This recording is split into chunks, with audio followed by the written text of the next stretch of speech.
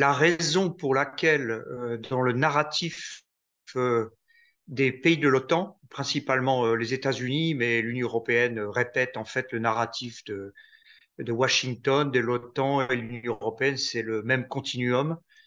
Il y a un alignement de l'Union européenne sur le narratif de l'OTAN et de Washington. Le fait qu'il soit obligé ou qu'il prête beaucoup d'attention à ajouter le mot guerre non provoquée démontre justement que ce conflit, selon moi, a été provoqué.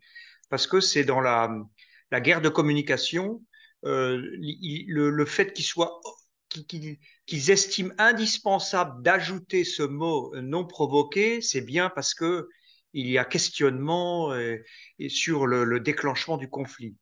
Alors, je pense qu'en réalité, le conflit a été provoqué non seulement par la conjonction de différents facteurs historiques et puis des facteurs plus récents. Il y a non seulement sur la géopolitique des temps longs, il y a l'élargissement de l'OTAN de manière continue, avec en toile de fond l'objectif géopolitique des États-Unis d'encercler la Russie.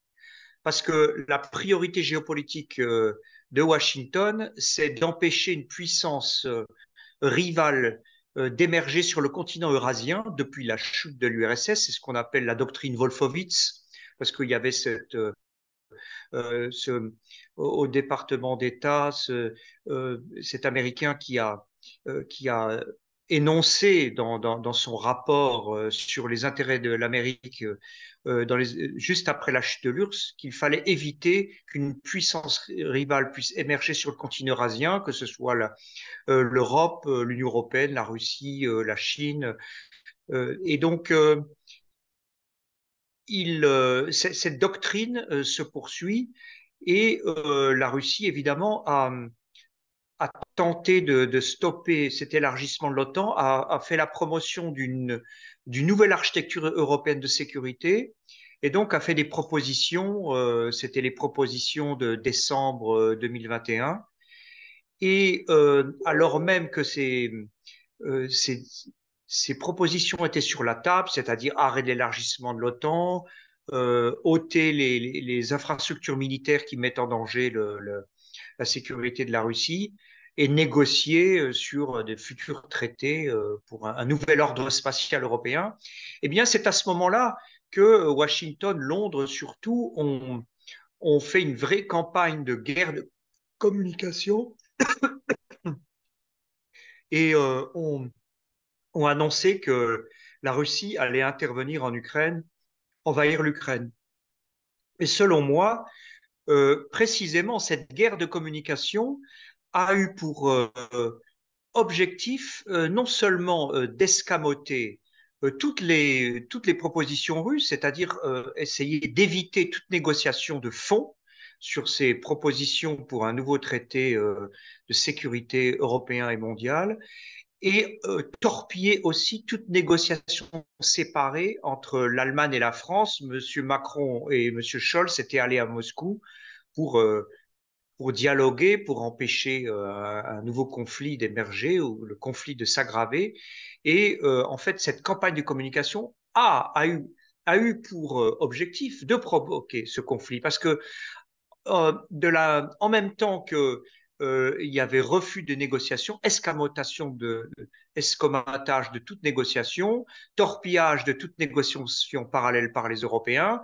L'armée ukrainienne s'est positionnée façon Donbass, recevait de plus en plus de livraisons d'armement depuis les pays de l'OTAN, en particulier Washington, et les bombardements sur le Donbass se sont accélérés. La posture des gouvernements ne reflète pas forcément l'opinion publique. On voit qu'en réalité, il y a une grande partie de l'opinion publique qui n'est pas d'accord avec ce qui se passe, qui est lucide.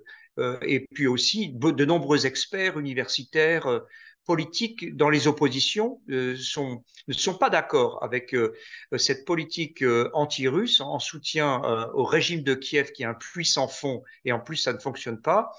Mais ils ne, ils ne sont pas au pouvoir et tous les médias mainstream dans l'Union européenne ne n'interrogent, n'invitent que les experts, les experts qui tiennent le narratif atlantiste ou qui sont carrément subventionnés, payés pour, comme consultants pour avoir ce narratif aligné sur Washington dans les médias, ce qui fait il n'y a pas de débat en réalité.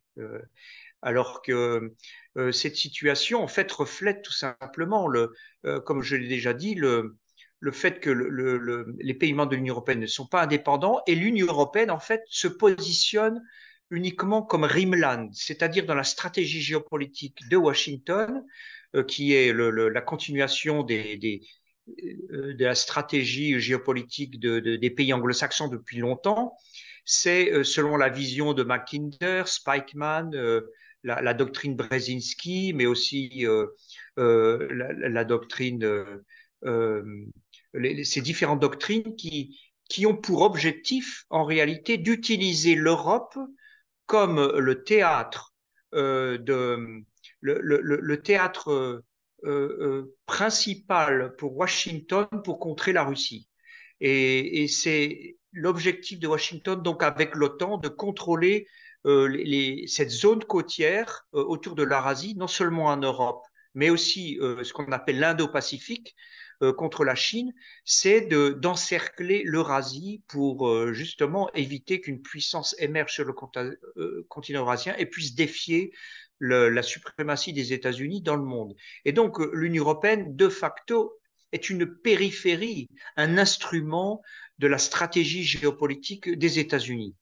Et dans les think tanks européens, les classes politiques au pouvoir, les médias, il n'y a pas de débat sur cette question. C'est comme si il n'y a pas de réflexion sur le système international, sur les fondements du système, et uniquement dans l'opposition ou des experts qui ne sont pas alignés sur le discours dominant, mais évidemment, ils ne sont pas invités dans les médias. Alors en réalité, derrière ce choix euh, de donner une perspective européenne à l'Ukraine n'est pas partagé par tous les États membres, mais comme sous la pression des États-Unis et à partir du moment où toute la politique de communication des États membres a été de soutenir l'Ukraine contre la Russie, ils ne peuvent pas reculer et ils sont même obligés de mentir aux citoyens.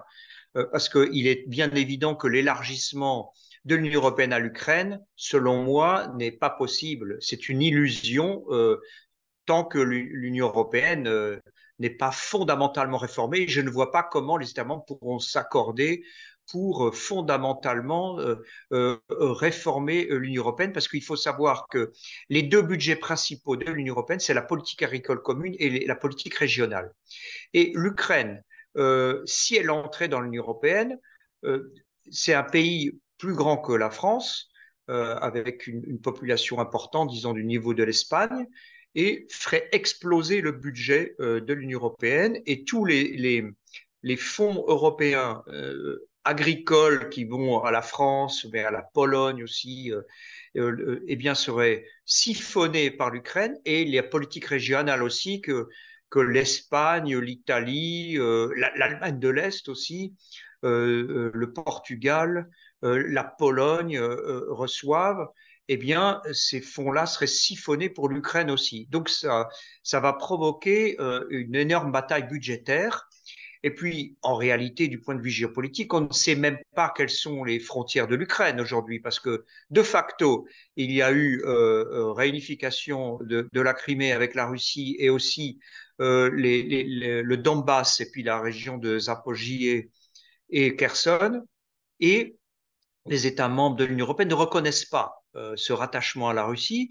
Et donc, la difficulté, c'est de savoir quelle partie de l'Ukraine, si elle était dans l'Union européenne, serait éligible au fonds structurel, à la politique agricole commune. C'est une situation absurde aussi.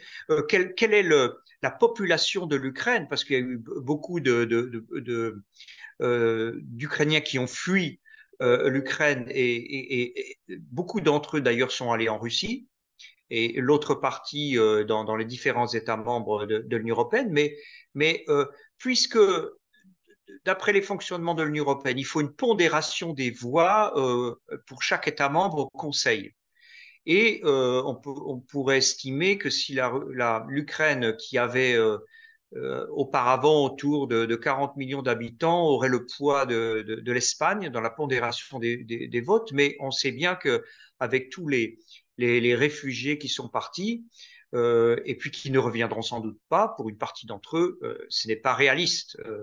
Et donc on ne sait pas, c'est encore une inconnue. Et puis le plus important, et c'est un aspect totalement escamoté dans les débats politiques, c'est que un élargissement théorique de l'Union européenne à l'Ukraine ferait basculer encore plus le centre de gravité géopolitique de l'Union européenne vers l'Est. Et donc, on peut imaginer l'Ukraine dans l'Union européenne prendrait des positions notamment en matière de politique étrangère ou avec les pays baltes, avec la Pologne, parfois soutenue par l'Allemagne si le gouvernement est d'accord avec cette approche, parce que le gouvernement allemand est aussi a pour priorité l'OTAN, en fait, la relation avec les États-Unis et non pas l'Union européenne. Non pas la défense européenne comme le fait la promotion la France. Et donc, il y aurait un bloc atlantiste très fort qui marginaliserait la France, l'Italie, l'Espagne, les pays méditerranéens. Et donc, ce ne pourrait pas fonctionner. C'est de facto donc la mort de toute politique étrangère de l'Union européenne, qui est déjà extrêmement mal en point et comme je l'ai dit, leur seule la marque de leur soutien à l'Ukraine, c'est la marque de leur alignement, de leur vassalisation par rapport à l'OTAN et Washington.